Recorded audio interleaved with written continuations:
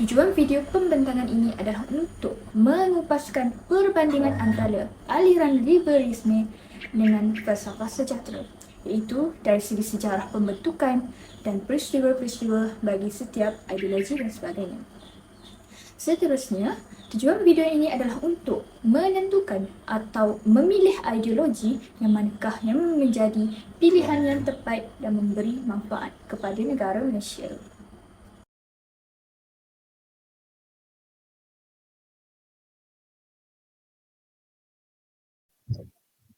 Baiklah, kita mulakan dulu dengan definisi liberalism. Maksud liberalism boleh dilihat daripada dua aspek, iaitu aspek bahasa dan juga aspek istilah. Dari segi bahasa, liberalism bermaksud fahaman atau pendirian yang berkehendakkan demokrasi serta kebebasan dalam kegiatan ekonomi. Manakala dari segi istilah pula, falsafah liberalism bermaksud falsafah yang meletakkan kebebasan individu sebagai nilai politik yang paling tinggi. Jadi secara asasnya, liberalism ini bermaksud kebebasan seseorang individu tersebut untuk melakukan segala kehendaknya tanpa sekatan ataupun mengikut sesuka hati mereka. Saya ingin membentangkan tentang sejarah pembentukan fahaman liberalisme, di mana bagaimana tercetusnya idea pemikiran ini. Pemikiran filosofis telah menjadi punca terbentuknya fahaman ini, sebagai contohnya John Snow yang merupakan bapa liberalisme, James Jacques Rousseau dan Montesquieu. Terdapat beberapa peristiwa yang menjadi akar umbi kepada pembentukan fahaman ini. Pertama sekali adalah abad pencerahan di Eropah, iaitu pada abad ke-17 dan ke-18. Peristiwa ini membawa gagasan-gagasan baru tentang rasionalitas, kebebasan berfikir dan hak individu. Ini memicu pertimbangan kritis terhadap sistem monarki absolut dan struktur sosial feudal. Seterusnya ialah Revolusi Amerika. Deklarasi Kemerdekaan Amerika Syarikat pada tahun 1776 mencantumkan prinsip-prinsip liberal termasuk hak-hak natural dan kebebasan individu. Jadi, revolusi ini memperkuat keyakinan dan kepentingan kemerdekaan dan hak asasi manusia. Selain itu, ialah Revolusi Perancis pada tahun 1789 juga merupakan salah satu faktor terbentuknya fahaman liberalisme ini. Revolusi ini memperkuat idea-idea liberal dengan menetapkan hak asasi manusia sebagai konstitusi. Hal ini juga mencerminkan semangat kesetaraan dan partisipasi politik. Akhir sekali adalah gerakan reformasi politik pada abad ke-19. Jadi, gerakan ini termasuk perjuangan untuk hak suara universal dan menguatkan prinsip-prinsip liberal di berbagai negara. Jadi, itu saja sejarah pembentukan liberalisme. Saya akan memperkenalkan tokoh-tokoh liberalisme. Yang pertama adalah John Locke. Beliau merupakan ahli falsafah Inggeris. Beliau telah dikenali sebagai tokoh liberalisme. Beliau telah memperkenalkan teori naturalisme liberal, iaitu hak milik peribadi yang berkaitan dengan alam dan naluri perkembangan manusia. John Locke telah memperdapat bahawa negara terbentuk daripada perjanjian sosial yang wujud antara individu yang hidup bebas dengan pemerintah. Seterusnya ialah tokoh Jean-Jacques Rousseau. Beliau merupakan penulis dan ahli falsafah Perancis.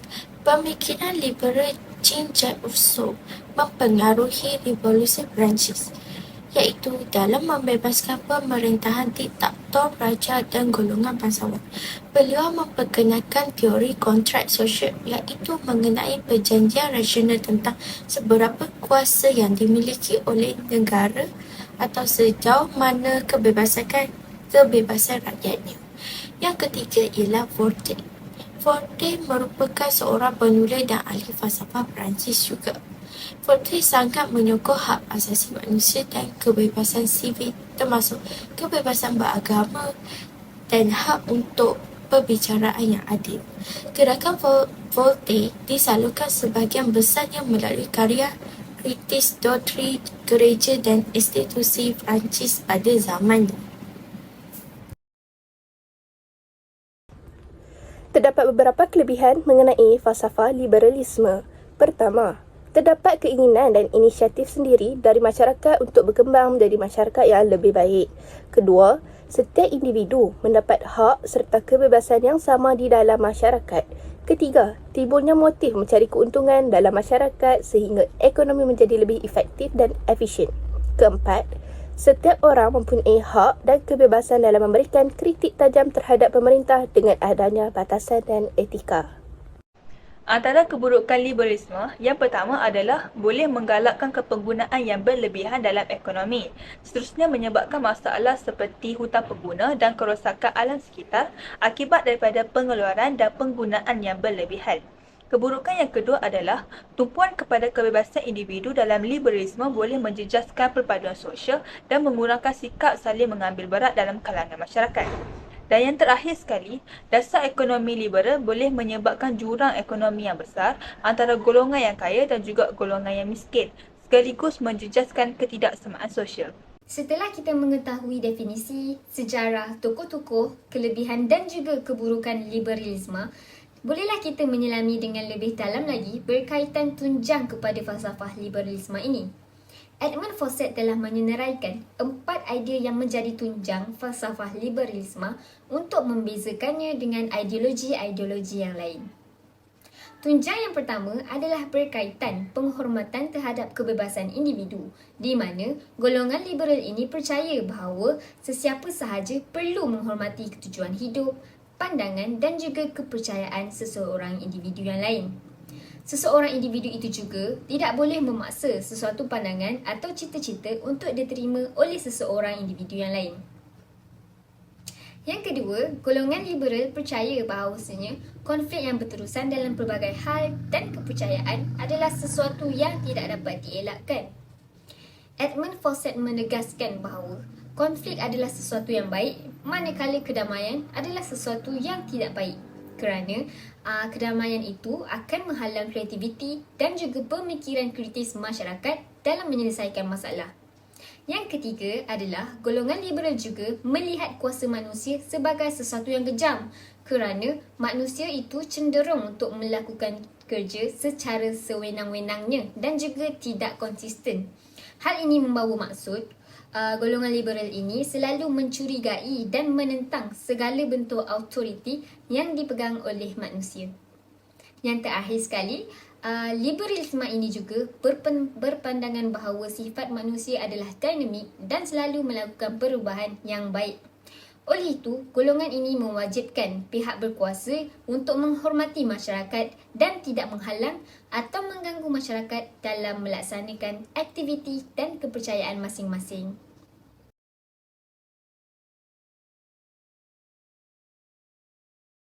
Seterusnya, falsafah yang kami akan bincangkan ialah falsafah sejahtera. Falsafah sejahtera merupakan sebuah falsafah yang menggabungkan falsafah kependidikan kebangsaan iaitu FPK dan juga Rukun Negara Malaysia menjadi sebuah falsafah yang lain. Falsafah pendidikan kebangsaan merupakan satu usaha yang berterusan dalam mewujudkan dan juga melahirkan insan yang seimbang dan juga harmonis dari segi jasmani, emosi, rohani dan juga intelek ataupun lebih dikenali sebagai jeri. Rukun negara pula seperti yang kita tahu mempunyai 5 teras iaitu kepercayaan kepada Tuhan, kesetiaan kepada raja dan negara, keluhuran perlembagaan, kedaulatan undang-undang dan juga kesopanan dan kesusilaan. Falsafah sejahtera ini adalah bertujuan ingin membina pemikiran kritis dalam kalangan mahasiswa untuk lebih memahami keluasan skop dan konteks isu semasa. Ia lahir hasil kesedaran bahawa wujud usaha global kolonisasi di negara kita dalam pelbagai cara bukan sekadar jasmani tetapi juga kolonisasi rohani, emosi dan intelek. Memandangkan rakyat Malaysia adalah rakyat yang majmuk dan agama Islam adalah agama persekutuan, Profesor Tan Sri Zulkifli telah menerajui perjuangan agar subjek falsafah sejahtera ini terdiri daripada gabungan falsafah pendidikan kebangsaan dan rukun negara. Falsafah sejahtera ini menitik beratkan keseimbangan dan keharmonian di antara individu kepada masyarakat dan seterusnya negara. Bagi mendapatkan kesejahteraan ini, setiap individu perlulah menguasai falsafah pendidikan kebangsaan terlebih dahulu. Falsafah pendidikan kebangsaan ditubuhkan bertujuan untuk melahirkan rakyat yang berilmu pengetahuan, berakhlak mulia, bertanggungjawab agar dapat mencapai kesejahteraan diri. Rukun negara pula bertujuan untuk mencapai perpaduan di antara masyarakat, negara dan alam sekitar. Rukun negara merupakan sebuah ikrar yang dipegang oleh setiap rakyat Malaysia. Ianya bertujuan agar rakyat Malaysia dapat mencapai perpaduan, mencipta masyarakat yang adil dan membina masyarakat progresif yang akan menggunakan sains teknologi yang moden. Seterusnya, tokoh yang memperkenalkan falsafah sejahtera adalah Profesor Emeritus Tan Sri Datuk Zulkifli bin Abdul Razak. Beliau lahir pada tahun 1951. Beliau merupakan ahli akademik dan pendidikan di Malaysia. Beliau pernah menjawat beberapa jawatan yang tinggi. Antaranya ialah pengurusi Lembaga Pengarah Universiti Sains Islam Malaysia sejak 1 April 2016 dan Naib Chancellor Universiti Antarabangsa Al-Bukhari.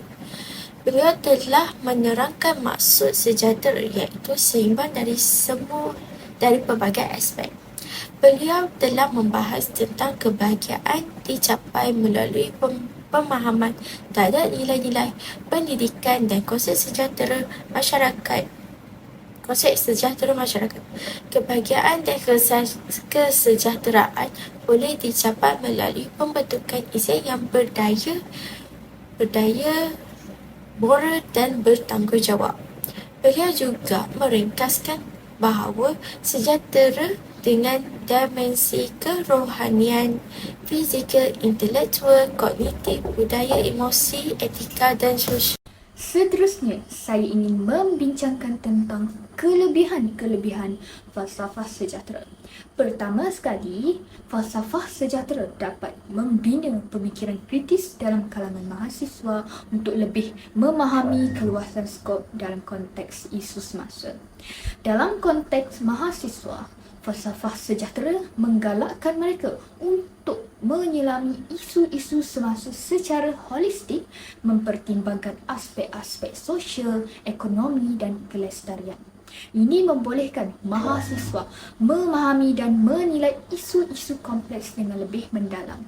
Selain itu, kelebihannya ialah ia dapat meningkatkan potensi individu secara menyeluruh dan bersepadu untuk melahirkan insan yang seimbang dan harmoni dari segi jasmani, emosi, rohani, intelektual dan sosial. Keseimbangan ini sangat diperlukan bagi memastikan tiada aspek yang terlebih ataupun terabai. Oleh itu, ia dapat melahirkan insan yang bersyukur atas nikmat yang diberi dan tidak mementingkan diri serta prihatin terhadap insan yang lain. Seterusnya, kebaikannya ialah ia dapat melahirkan warga negara Malaysia yang berilmu pengetahuan tinggi, berakhlak mulia, bertanggungjawab dan berupaya mencapai kesejahteraan diri serta memberi sumbangan kemakmuran kepada negara. Sebagai contohnya, seorang yang bertanggungjawab menyedari tanggungjawab serta tugas adalah amanah dan melaksanakan tugas dengan cekap dan amanah untuk mencapai kesejahteraan diri pula. Individu itu hendaklah menjalinkan hubungan dan silaturahim yang baik, mempunyai kekuatan mental dan fizikal bagi memenuhi dugaan hidup serta mempunyai jiwa yang tenang dan fizikal yang sihat. Akhir sekali, kelebihannya adalah ia dapat mengukuhkan kepercayaan dan kepatuhan kepada Tuhan dalam diri setiap insan. Kepercayaan kepada Tuhan adalah prinsip yang utama dalam rukun negara. Jadi itu sahajalah beberapa kebaikan-kebaikan falsafah sejahtera yang saya dapat menyatakan pada video kali ini.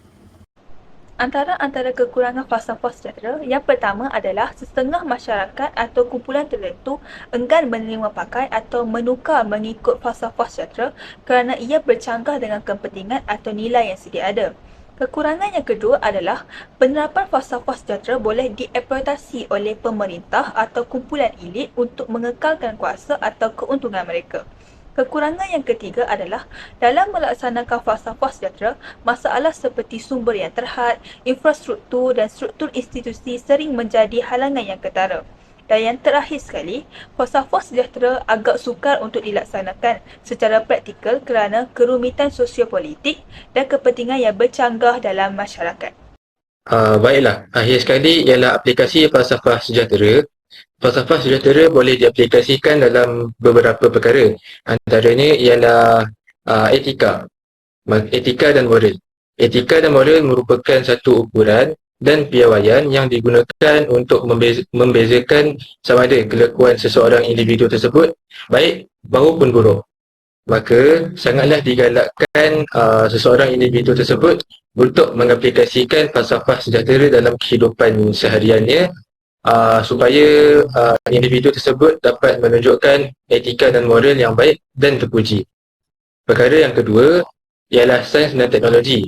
Seperti yang kita tahu, falsafah sejahtera berupaya melahirkan individu-individu yang berpendidikan dan berilmu dalam pelbagai bidang dan sektor. Maka, bidang sains dan teknologi ini sangatlah penting kepada sesebuah negara kerana ia berupaya menyumbang kepada perkembangan industri kesihatan, meningkatkan hasil tanaman dan agriculture. Yang ketiga, menambah baik kualiti sektor pendidikan. Perkara yang ketiga ialah ekologi. Ekologi sangat berkait rapat dengan politik sesebuah negara. Maka politik sangatlah perlulah mengaplikasikan falsafah sejahtera supaya ekologi negara kita sentiasa dalam keadaan yang terbaik. Hal ini kerana sistem ekologi merupakan cerminan kepada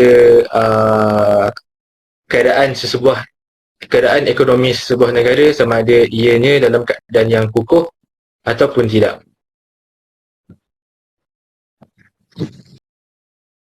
Untuk membuat perbandingan di antara falsafah sejahtera dan falsafah liberalisme, kami telah menyediakan beberapa isu semasa. Yang pertama, isu berkenaan keagamaan dan ketuhanan. Falsafah liberalisme berpendapat bahawa manusia perlu berani menggunakan akalnya tanpa arahan daripada sesiapa pun. Tiada alasan bagi manusia untuk menundukkan diri terhadap sesiapa termasuk Tuhan. Manakala daripada falsafah sejahtera pula, masyarakat di Malaysia berpegang teguh dengan konsep kepercayaan kepada Tuhan dan keseimbangan elemen rohani dalam setiap insan. Antara contoh situasi yang mendapat pandangan berbeza daripada falsafah liberalisme dan falsafah sejahtera. Yang pertama, isu berkaitan LGBT. Di luar negara, seseorang itu bebas memilih pasangan sama ada sejenis ataupun berlainan kerana itu merupakan hak mereka. Di Malaysia, agama melarang perhubungan sama jenis dan dikira sebagai suatu kesalahan sekiranya dilakukan. Yang kedua, isu berkaitan agama. Di luar negara, masyarakat bebas mengatakan apa-apa sahaja termasuklah sendaan terhadap agama dan menghina Tuhan. Di Malaysia, setiap individu menghormati agama-agama yang ada dan meraihkan kelainan antara masyarakat. Baiklah, kita balik kepada perbincangan yang kedua. Di dalam perbincangan yang kedua ini, saya akan membanding bezakan falsafah sejahtera dan falsafah liberalism daripada isu perlembagaan. Jadi, kita lihat dulu daripada falsafah sejahtera. Falsafah ini selari dengan prinsip rukun negara sendiri, iaitu keluhuran perlembagaan yang jelas menunjukkan bahawa falsafah ini memerlukan masyarakat untuk sentiasa menghormati segala undang-undang yang telah termaktub dalam perlembagaan. Manakala falsafah liberalism pula, mereka yang berpegang pada falsafah ini lebih cenderung untuk tidak menghormati perlembagaan dalam sesebuah negara kerana ia seiring dengan makna liberal itu sendiri, yakni kebebasan. Baiklah, contoh situasi yang boleh saya kaitkan dengan perbincangan sebentar tadi yang menyentuh isu perlembagaan ialah isu di mana penukaran perkataan Jawi kepada perkataan lain. Perkara ini, kejadian ini telah berlaku di Malaysia pada bulan November tahun 2018. Secara spesifiknya di Selangor, di mana terdapat puak-puak liberalism ataupun sebuah parti politik di Malaysia yang secara terang-terangan telah mencemarkan perlembagaan negara Malaysia serta tidak menghormati hak orang Melayu khazanah orang Melayu dengan sewenang-wenangnya menukarkan perkataan Jawi dalam papan tanda seperti di jalan raya kepada perkataan Cina. Mereka melakukan perkara ini atas alasan hak kesamarataan, di mana alasan itu sangat tidak munasabah dan tindakan mereka boleh dianggap biadab kerana telah mengganggu-gugat dan menyentuh sentimen perkauman di dalam negara kita sendiri. Jadi sifat liberal sangatlah tidak menunjukkan contoh sikap yang tidak bermoral kerana mereka sewenang-wenangnya melakukan sesuatu perkara atas kepentingan diri mereka sendiri. Itu sahaja.